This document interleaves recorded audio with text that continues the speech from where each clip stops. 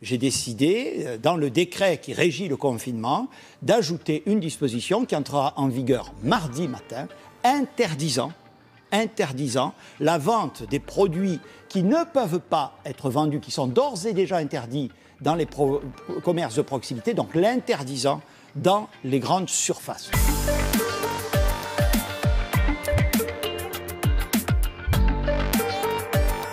Ce n'est pas un problème de santé, ce n'est pas un problème d'économie, c'est un problème de justice. J'ai 50% de mon chiffre d'affaires qui est pas dans mon tireur caisse en tous les cas.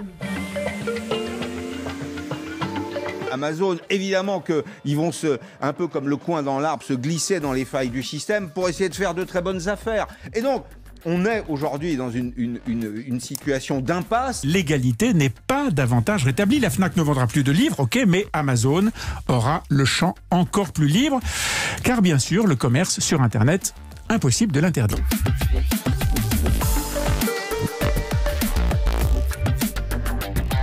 La première vague lui avait permis d'augmenter ses parts de marché, 22% du e-commerce. La deuxième vague va accentuer sa domination. Alors cela dit, Amazon n'est pas le seul à en profiter. Les champions français du e-commerce comme Cdiscount, Fnac.com et d'autres ne sont pas en reste.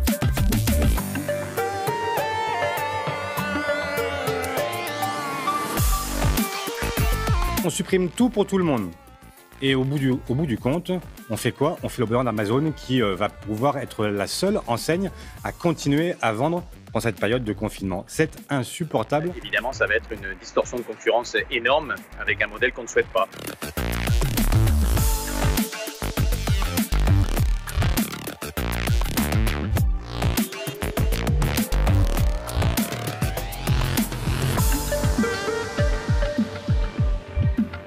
C'est un peu paradoxal de faire du bashing du e-commerce alors que le gouvernement ferme les magasins.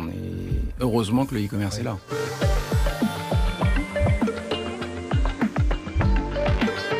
Je le dis, aux Françaises et aux Français, peut-être que pendant ce mois-ci, vous pourriez retarder, décaler, plutôt que de commander sur un grand site étranger des produits par Internet. Lutter contre la crise, c'est l'affaire de tous. Comment lutter ? En n'allant pas sur les plateformes numériques. Oui, hein. Oui, non, mais ça, donc un appel au boycott. Mais voilà, oui, ils se gavent. Mais à nous de pas les gaver. Je crois surtout qu'il faut rattraper notre retard sur la numérisation des commerçants français. Moi, j'ai demandé à Amazon la suspension de la campagne sur le pré-Black Friday parce que ça n'était pas du tout approprié dans ce moment où 200 000 commerçants vont devoir fermer leurs portes. Et la direction d'Amazon, en responsabilité, a accepté de retirer cette opération. La France est en première ligne au niveau européen et on y arrivera à taxer ces GAFA.